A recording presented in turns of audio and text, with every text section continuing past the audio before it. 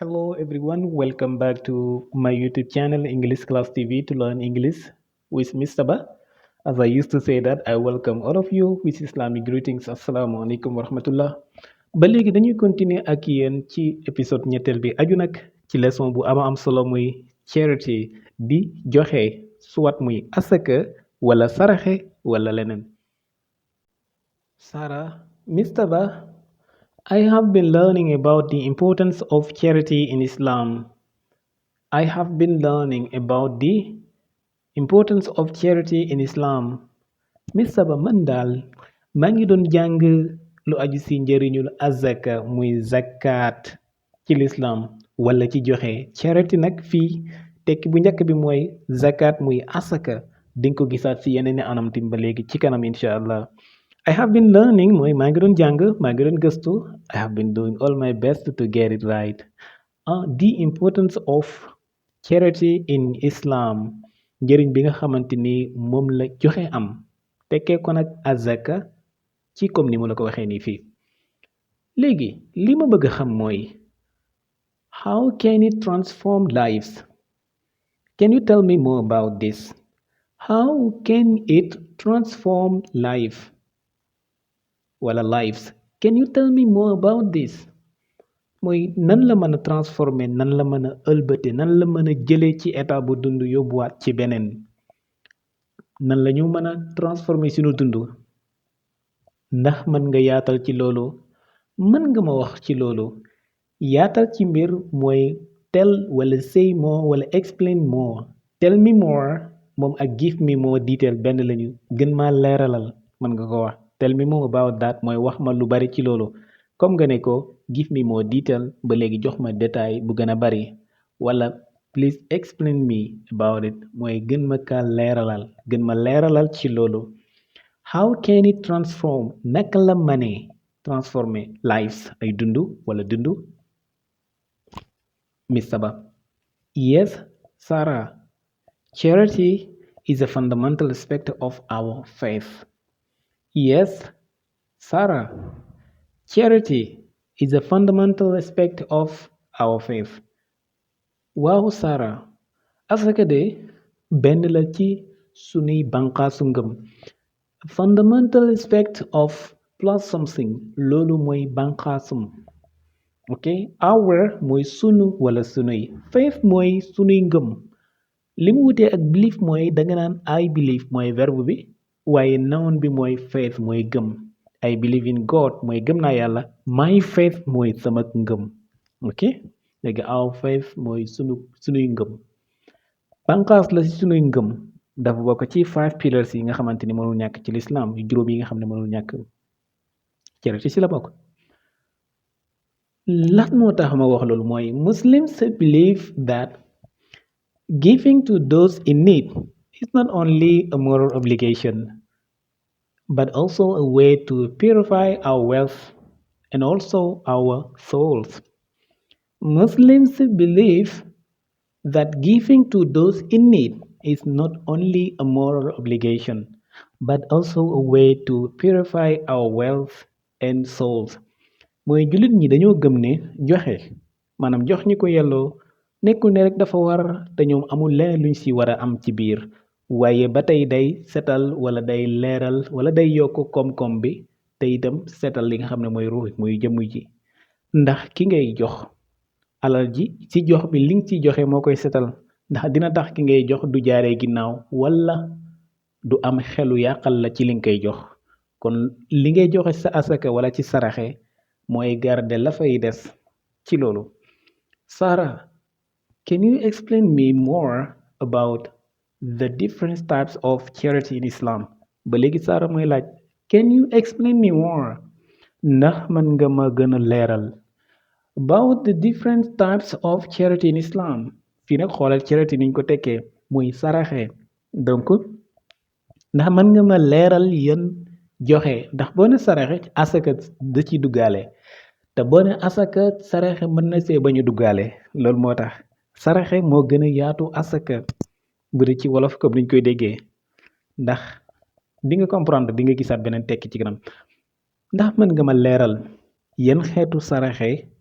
moo am ci lislaam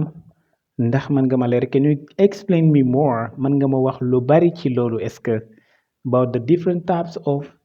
charity in Islam ndax mën nga ma jox ay tip yu wute ci lislaam ci wàllu saraxe Mr. Ba of course Sarah there is zakat which is the obligatory charity that Muslims must give. Yes, there is zakat, which is the obligatory charity that Muslims must give. Obligatory is something, something which is obligatory to do, you have to do it. You will get sin if you don't do it. loo xam ne obligatory la nga war ko def boo ko deful da ngay am bàkkaar moo tax day zakat mooy am na asaka mooy bi nga xam ne mënul ñàkk jullit ñi dañ ko war a joxe they must give mooy dañ ko war a joxe they have to give they should give and sadaq which is the voluntary charity that we give to those in need wala we give that voluntary without any problem any obligation any obligatory mooy en sadax baat bi nag baatu arab la du baatu anglais mais anglais noonu lañ koy jëfandikoo muy sadax buñ ko jëlee ci charity baatu charity nag moo ëmb loolu yëpp ci anglais which is the voluntary charity we give or we must or we can give not because it's not obligatory for us but we do it in voluntary mooy dañ koy joxe noonu rek mooy am na saraxe boo xam ne dañ koy génnee rek ci coobare voluntary ok ngir ñu ko yitewoo ngir ñi nga xam ne ñoo ko yelloo mooy ñaareel bi jiitoon mooy zakat boobu it's obligatory da nga koy war a def léegi nag ñoom ñaar ñooñ both are important ways to help those in need and bring blessings to our lives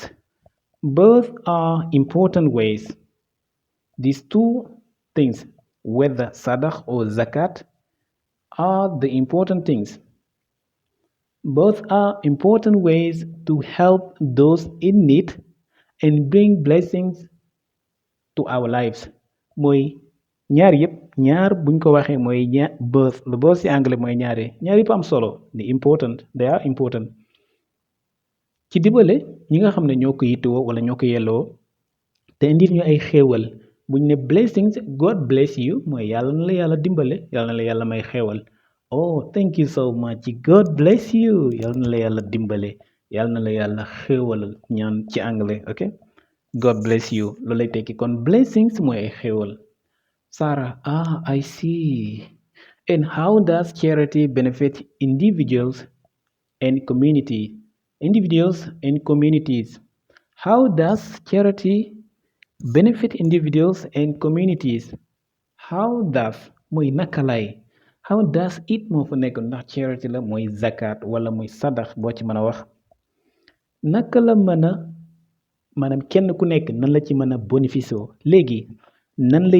lay jëriñee mooy joxe boobu soit muy asaka wala muy saraxe bi nan lay jëriñee kenn mooy individuals